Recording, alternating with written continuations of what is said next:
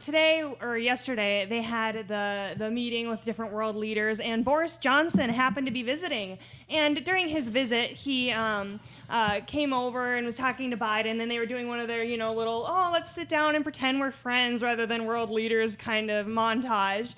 And as we all know, there's certain social faux pas that you just don't want to commit. But the Biden White House, of course, completely ignores that or just has no idea of what a social faux pas even is.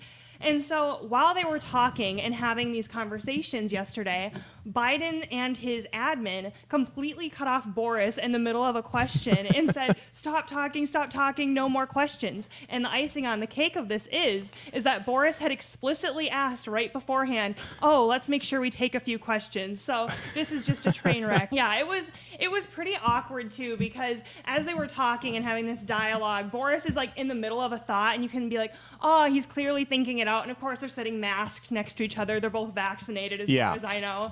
And it's just something out of a movie. In The Office, when Michael Scott goes, no.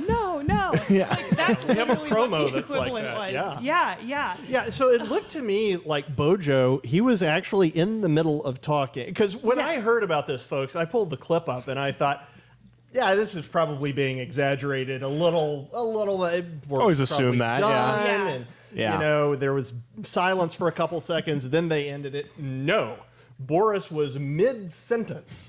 He paused to take a breath, and immediately the White House ushered everybody out. Yeah, it's just so bad, because it's if we did that here, everyone online would be like, that was rude, or would probably be like, what's going on here? But I guess my question for you, Michael, would be, we see Biden turning around all the time on Americans and not actually living up to what he's supposed to do as a presidential leader. But why do you think this is happening when we have other foreign leaders here, and how do you think that bodes on the world stage? Well, just in general, the administration is so disorganized. They always seem like they have no idea what's going on. So, I mean, if they're going to bungle Afghanistan as bad as they did, it's not a big surprise to me that when a foreign leader comes in, that they also bungle that visit. That it's not just the fact that Biden doesn't know how to tie his shoes anymore. It's the entire administration is just horribly run. They don't know what they're doing at all. So do you guys think that that's a function of their coming in and thinking that just good intentions are what power them, that essentially, my intentions are good, so as long as I've got people like that around me, everything's going to be fine, and they just don't care about competency?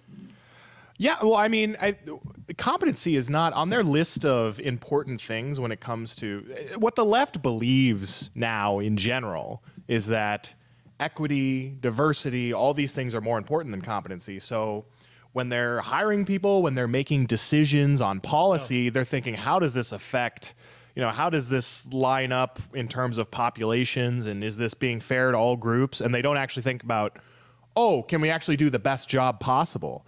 And that's not saying that you need to only hire a certain type of person. Not at all. You should try to hire the best person. And if that...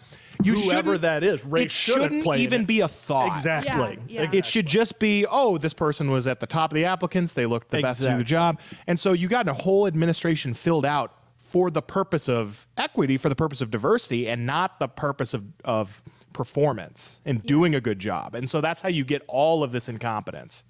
Yeah, I think it's ultimately a disaster. It's the same thing we've said for a while now, is that this administration, their entire campaign can be summed into one line: we're not Trump. Because that's what they were saying the entire time. And so it's even on Facebook, I saw people being like, I'm not voting for Biden, I'm voting against Trump. And that really says a lot, because all of a sudden you're elected and you realize that these ideas that you're having and these things that you're promoting just simply aren't feasible. And so the Republican Party and most of the conservative side of the aisle isn't making things up when we're saying that this isn't going to work, you can't do this, you can't afford that. And we're seeing that time and time again, because now we see the border crisis, and there's 10,000 people in Texas, and then we see all of these other issues in Afghanistan. And so it's just time and time again, and every time you think it can't get worse, it always somehow does. Yeah.